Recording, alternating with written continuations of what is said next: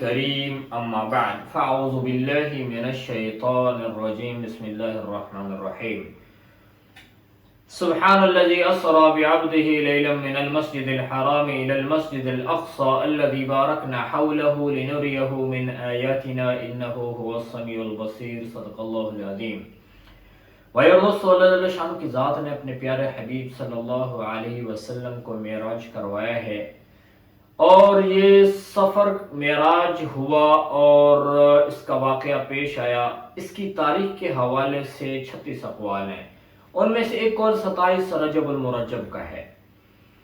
بہرحال یہ واقعہ ضرور پیش آیا۔ اس کی تاریخ میں اگرچہ اختلاف ہے کہ کون سی رات میں یہ واقعہ اور کون سے مہینے میں یہ واقعہ پیش آیا ہے، اس کے بارے میں احادیث مبارکہ کے اندر کوئی بات نہیں ملتی۔ اور اس سفر کی ابتدا ایسے ہوئی کہ اللہ تعالیٰ نے آسمان سے جبریل امین کے ساتھ فرشتوں کو بھیجا، اور وہ فرشتے آئے اور وہ اللہ کے نبی صلی اللہ علیہ وسلم کے کمرے میں یوں داخل ہوئے کہ انہوں نے گھر کی چھت کو پھاڑا اور اندر آئے، اور آپ صلی اللہ علیہ وسلم اس رات میں ام ہانی کے گھر میں سو رہے تھے، آرام فرما رہے تھے، اور آپ صلی اللہ علیہ وسلم کو وہاں سے لیا اور زمزم کے کنویں کے پاس لے آیا، اور سب سے پہلے آپ صلی اللہ علیہ وسلم کے سینہ مبارک کو چاک کیا، یعنی کاٹا، کھولا، اور اندر سے اللہ کے نبی کے دل کو نکالا اور اس کو زمزم کے پانی سے دھویا، اور پھر اس کو واپس سینے میں رکھا، اور جبریل امین جنت سے ایک تشت میں جو ایمان و حکمت سے بھرا ہوا تھا وہ لے کر آئے تھے، اس کو سینے کے اندر انڈیل دیا، سینے کو بھر دیا، اور پھر سینے کو بند کر دیا۔ اور یہ سب کچھ اس لیے کیا جا رہا تھا کہ اللہ کے نبی صلی اللہ علیہ وسلم کو ایک ایسا سفر کروایا جا رہا ہے کہ جو آج تک کسی نے نہیں دیکھا، یعنی غیب کی چیزوں کو اللہ کے نبی صلی اللہ علیہ وسلم کے اوپر کھولا جا رہا ہے، ان کا مشاہدہ کروایا جا رہا ہے۔ تو اس لیے اللہ کے نبی صلی اللہ علیہ وسلم کے سینے کو ایمان و حکمت سے بھر دیا۔ ایمان ایک ایسی طاقت ہے جو دنیا کی ساری مادی طاقتوں سے بڑی طاقت ہے۔ تو اللہ کے نبی صلی اللہ علیہ وسلم کو پھر تیار کیا، سینے کو بند کیا، اور پھر جنت سے جو براق ایک سواری تھی جو خچر سے چھوٹی اور گدھے سے تھوڑی بڑی تھی، وہ اس کا نام براق تھا۔ تو جبریل امین وہ سواری لے کر آئے تھے، تو اللہ کے نبی صلی اللہ علیہ وسلم کو سواری پہ سوار کیا۔ اللہ کے نبی آگے بیٹھے، اور ایک روایت میں آتا کہ جبریل امین ان کے ردیف بنے ہیں، یعنی ان کے پیچھے بیٹھے ہیں، اور پھر یہ سواری نے سفر کرنا شروع کر دیا۔ اور یہ سواری اتنی تیز رفتار تھی کہ جہاں ایک نظر پڑتی تھی وہاں پہ اس کا پہلا قدم پڑتا تھا۔ تو یہ سفر مکہ المکرمہ سے شروع ہوا، اور سواری میں نے جا کر یثرب میں سٹے کیا، رکی ہے۔ اور اللہ کے نبی صلی اللہ علیہ وسلم کو جبریل امین نے عرض کیا، رسول اللہ یہاں پہ آپ 2 رکعت نماز پڑھیں، یہ یثرب کا علاقہ ہے جو بعد میں مدینہ المنورہ کہلایا، کہ یہ وہ جگہ ہے جہاں پہ آپ نے ہجرت کرنے کے بعد تشریف لے کر آنا ہے۔ تو اللہ کے نبی صلی اللہ علیہ وسلم نے وہاں 2 رکعت نماز پڑھی ہے، پھر یہ سواری چلی اور کوہ طور پہ جا کے رکی۔ تو اللہ کے نبی صلی اللہ علیہ وسلم کو بتایا، یا رسول اللہ یہ کوہ طور ہے جہاں پہ حضرت موسیٰ علیہ السلام نے اللہ سے کلام کیا ہے۔ آپ نے وہاں پر 2 رکعت نماز ادا کی، اور پھر وہاں سے چلے، اور تیسری جگہ جہاں پہ رکے ہیں وہ مدین ہے، جو حضرت شعیب علیہ السلام کا علاقہ ہے۔ وہاں پہ اللہ کے نبی صلی اللہ علیہ وسلم نے 2 رکعت نماز پڑھی، اور پھر وہاں سے چلے اور حضرت عیسیٰ علیہ السلام کی جائے پیدائش پہ تشریف لے آئے، اور وہاں پہ یہ سواری رکی۔ تو آپ صلی اللہ علیہ وسلم نے وہاں پر بھی 2 رکعت نماز پڑھی، اور جبریل امین اللہ کے نبی کو یہ سب بتا رہے تھے۔ اور پھر وہاں سے چلتے ہوئے مسجد اقصیٰ میں پہنچے، اور یہاں پہ تمام انبیاء کو اللہ تعالیٰ نے اکٹھا کیا تھا۔ وہ مسجد میں اکٹھے ہو چکے تھے، اور آپ صلی اللہ علیہ وسلم کو جبریل امین نے عرض کیا، رسول اللہ آپ ان کی امامت کروائیں، انبیاء کی امامت کروائیں۔ تو نبی پاک صلی اللہ علیہ وسلم نے تمام انبیاء کی یہاں پر امامت کروائی۔ تو آپ صلی اللہ علیہ وسلم کو اس لیے امام الانبیاء بھی کہا جاتا ہے۔ تو یہ جو سفر ہے اس کو اسراء کہتے ہیں، یعنی جو زمینی سفر ہے، بیت اللہ سے بیت المقدس تک جو سفر ہوا، یہ اس کو اسراء کہتے ہیں، یعنی اسراء کہتے ہیں رات کے وقت میں سفر کرنا۔ تو آپ صلی اللہ علیہ وسلم نے یہاں تک زمینی سفر کیا ہے، اور پھر اس کے بعد آسمان سے ایک سیڑھی لائی گئی، لفٹ لائی گئی، جس کے ذریعے سے نبی پاک صلی اللہ علیہ وسلم نے مسجد اقصیٰ سے آسمانوں کی طرف سفر شروع کیا۔ اور آپ صلی اللہ علیہ وسلم کے ساتھ جبریل بھی تھے. تو یوں اللہ کے نبی یہاں سے مسجد اقصی سے آسمان دنیا پہ جا کے پہنچے جو سب سے پہلا آسمان ہے. تو وہاں پر آدم علیہ السلام سے آپ کی ملاقات ہوئی.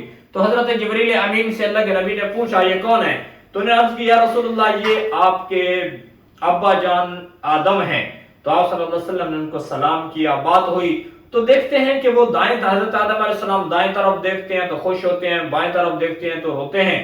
تو جبریل امین سے پوچھا کیا جبریل یہ کیا ماجرا ہے؟ تو انہوں نے عرض کیا رسول اللہ یہ آدم علیہ السلام کی دائیں طرف وہ اولاد ہے جو جنت میں جانے والی ہے. تو جب اپنی اولاد کی کامیابی کو دیکھتے ہیں کہ وہ جنت میں جا رہے ہیں تو خوش ہوتے ہیں، اور بائیں طرف وہ لوگ ہیں جو جہنم کی طرف جا رہے ہیں. آدم علیہ السلام کی وہ اولاد ہے جو ناکام ہو گئی، جنہوں نے کفر اور شرک میں اور اللہ کی نافرمانی میں اپنا وقت کو ضائع کیا، اور آج جہنم ان کی مقدر بنی ہے. تو یہ ان کو دیکھ کر پریشان ہو جاتے ہیں، رو رہے ہیں. تو اللہ کے نبی صلی اللہ علیہ وسلم نے جبریل امین سے پوچھا کہ جنت میں جانے والے کتنے لوگ ہیں؟ تو جبریل امین نے عرض کی یا رسول اللہ 1000 میں سے ایک بندہ جنت کو جانے والا ہے. تو آدم علیہ السلام سے ملاقات کے بعد پھر دوسرے آسمان کا سفر شروع ہوا، اور دوسرے آسمان پہ اللہ کے نبی نے حضرت عیسیٰ علیہ السلام کو دیکھا کہ جو اس حال میں تھے ان کے بالوں سے پانی ٹپک رہا تھا جیسے ابھی نہا کر آئے ہوں. ان سے ملاقات ہوئی، سلام دعا کے بعد تیسرے آسمان پہ تشریف لے گئے، اور تیسرے آسمان پہ حضرت ادریس علیہ السلام حضرت یوسف علیہ السلام سے ملاقات ہوئی. اور یوسف علیہ السلام کو دیکھا تو اللہ کے نبی فرماتے ہیں کہ میں نے تیسرے آسمان پہ ایسے شخص سے ملاقات ہوئی کہ جن کو خوبصورتی کا ایک بہت بڑا حصہ دیا گیا ہے. تو حضرت یوسف علیہ السلام سے ملاقات کے بعد چوتھے آسمان پہ حضرت ادریس سے ملاقات ہوئی علیہ السلام، اور پانچویں آسمان پہ حضرت ہارون علیہ السلام سے ملاقات ہوئی، اور چھٹے آسمان پہ حضرت موسیٰ علیہ السلام تھے، ان سے ملاقات ہوئی اور ان سے بات چیت ہوئی، اور موسیٰ علیہ السلام نے آنے کی وجہ بھی پوچھی. اور بعد میں جب اللہ کے نبی آسمان عرش سے اللہ سے ملاقات کے بعد واپس آئے تو پھر حضرت موسیٰ علیہ السلام نے سوال کیا یا رسول اللہ آپ کو کیا ملا؟ اور یہاں پہ چوتھا یہ چھٹے آسمان کے بعد ساتویں آسمان کی طرف اللہ کے نبی نے سفر کیا، اور ساتویں آسمان پہ آپ صلی اللہ علیہ وسلم نے دیکھا کہ بیت المعمور کے ساتھ ایک عظیم شخصیت، بزرگ شخصیت وہ ٹیک لگا کے بیٹھے ہوئے ہیں.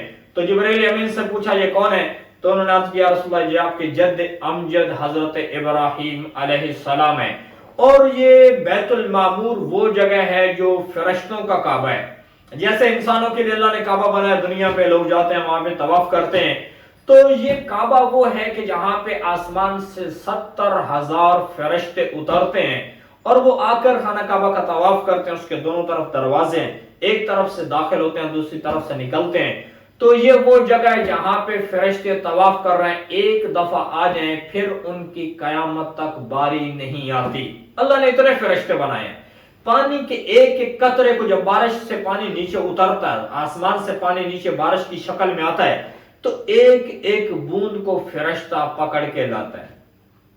اور جب زمین کے اندر کاشت کے لیے ایک ایک دانے کو بویا جاتا ہے تو ہر دانے کے اوپر فرشتہ مقرر ہے جو اس کے اوپر پیرا دے رہا ہے. انسان کی آنکھوں پہ فرشتے پیرا دے رہے ہیں، انسان کے کانوں پہ فرشتے پیرا دے رہے ہیں. انسان کی مکمل حفاظت کے کرامن کاتبین یعلمون ما تفعلون. تو اللہ نے فرشتوں کی اتنی بڑی مقدار، اتنی بڑی تعداد بنائی ہے کہ انسان کی سمجھ سے باہر ہے. تو اتنے زیادہ فرشتے جو اللہ کی عبادت میں لگے ہیں. تو اللہ جل شان کی ذات نے پھر بھی اپنے بندوں کو پیدا کیا ہے. اللہ کی ذات کو عبادت کی کوئی ضرورت نہیں. پوری انسانیت مل کر ایسی نافرمان ہو جائے جیسے کہ کفر و شرک میں جڑ جائے اور اللہ کی نافرمانی میں ساری زندگی لگا دیں تو اللہ کی بڑائی میں کمی نہیں آتی. اور پوری انسانیت اللہ کی عبادت میں لگ جائے تو اللہ کی بڑائی میں کوئی بڑائی نہیں ہوتی. اللہ تو اللہ ہی ہے، اللہ اکبر، وہ ہر حال میں بڑا ہے، وہ ہر حال میں بڑا ہے. تو اللہ جل شانہ کی ذات کی عبادت کے لیے اتنے فرشتے ہیں تو اللہ کو انسان کی عبادت کی کوئی ضرورت نہیں ہے. تو یہاں پہ حضرت ابراہیم علیہ السلام سے ملاقات ہوئی ہے، اور پھر اس کے بعد اللہ کے نبی صلی اللہ علیہ وسلم سدرۃ المنتہا کی طرف آپ نے سفر کیا ہے، اور جبریل امین آپ کے ساتھ تھے. تو جب یہ سدرۃ المنتہا وہ جگہ ہے جو فرشتوں کا یہاں پہ آ کے انتہا ہو جاتی ہے، فرشتے سے اوپر نہیں جاتے، اور یہ سدرۃ المنتہا یعنی انتہا والی جگہ، اور سدرہ ایک بیری کا درخت ہے۔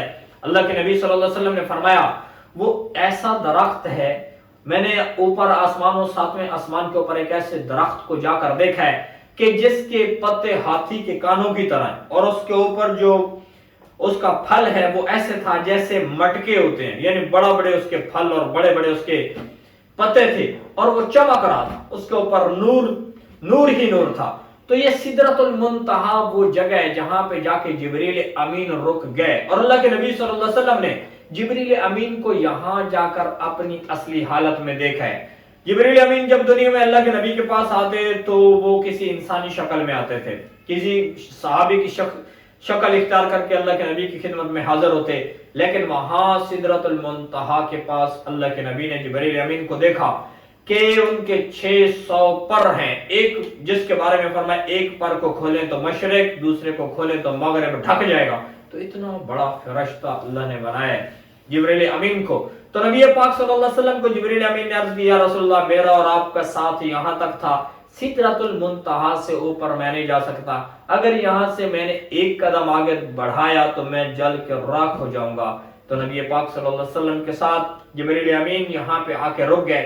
پھر آپ صلی اللہ علیہ وسلم کے لیے ایک الگ طور پہ ایک تخت لایا گیا جس کے اوپر اللہ کے نبی صلی اللہ علیہ وسلم نے سفر شروع کیا، اور پھر ایک ایسے میدان میں پہنچے جہاں پہ تصریف الاقلام کہلاتا ہے، صریف الاقلام، یعنی وہاں پہ وہ قلم جو لوگوں کی تقدیر کو لکھتی ہے۔ تو اللہ کے نبی صلی اللہ علیہ وسلم نے وہاں اس قلم کے لکھنے کی آواز کو سنا، اور پھر اللہ کی ذات سے ملاقات ہوئی، اور اللہ جل شانہ کی ذات نے اپنے پیغمبر کو 2 تحفے عطا فرمائے، ایک سورۃ بقرہ کا آخری رکوع ہے، اور دوسرا آخری 2 آیات ہیں، اور دوسری جو تحفہ ملا وہ نماز کی صورت میں ملا کہ 50 نمازیں آپ کے اوپر فرض کی گئیں، اور اللہ جل شانہ کی ذات کے ساتھ ہم کلام ہونے کے بعد اللہ کے نبی یہاں سے واپس تشریف لائے ہیں۔ جب چھٹے آسمان پہ آئے تو پھر موسیٰ علیہ السلام نے عرض کی، یا رسول اللہ بتائیں آپ کو کیا ملا؟ تو اللہ کے نبی صلی اللہ علیہ وسلم نے بڑے خوشی سے بتایا کہ میری امت کے اوپر مجھے اللہ کی ذات نے میری امت پہ 50 نمازیں فرض کی ہیں۔ تو موسیٰ علیہ السلام نے عرض کی، یا رسول اللہ یہ بہت زیادہ ہے، آپ واپس جائیں اور اللہ کی ذات سے عرض کریں اللہ اس کو کم کر دیں، یہ امت نہیں پڑھ پائے گی، میری امت کے اوپر بہت تھوڑی نمازیں تھیں انہوں نے نہیں پڑھی۔ تو اللہ کے نبی صلی اللہ علیہ وسلم پھر واپس اللہ کی ذات کے پاس تشریف لے گئے، اور پھر واپس آئے، پھر واپس گئے، تو یوں آتے جاتے رہے یہاں تک کہ 5 نمازیں باقی رہ گئیں۔ تو پھر موسیٰ علیہ السلام نے عرض کیا، رسول اللہ یہ 5 بھی زیادہ ہیں، میری امت کے ذمہ تو اس سے بھی تھوڑی تھی۔ تو حضرت موسیٰ علیہ السلام کی جو قوم تھی ان کے ذمہ تو 3 نمازیں تھی، اور 3 نمازیں بھی انہوں نے نہیں پڑھی۔ تو اللہ کے نبی صلی اللہ علیہ وسلم سے جب موسیٰ علیہ السلام نے پھر عرض کیا کہ آپ جائیں اور 5 نمازوں میں سے کم کروائیں، تو اللہ کے نبی نے فرمایا مجھے شرم آتی ہے، میں اللہ کے پاس جا کے اور اتنی میں نے نمازیں کم کروا دی، اب مجھے شرم آتی ہے۔ تو اس کے اوپر آسمان سے آواز آئی، اے محمد صلی اللہ علیہ وسلم تیری امت پڑھے گی 5 اور ان کو 50 نمازیں پڑھنے کا اجر دیا جائے گا، ان کے نامہ اعمال میں لکھا جائے گا۔ تو یوں اللہ کے نبی صلی اللہ علیہ وسلم اللہ کی ذات سے ملاقات کر کے واپس ہوئے، واپس بیت المقدس پہنچے، اور وہاں سے مکہ المکرمہ آئے، اور پھر اپنے اس سفر کو مشرکین مکہ اور جو لوگ وہاں پر موجود تھے ان کے سامنے بیان کیا۔ تو وہ لوگ بھی کہنے لگے یہ کیسے ممکن ہے کہ ایک شخص رات کے تھوڑے سے حصے میں اتنا لمبا سفر کرے بیت المقدس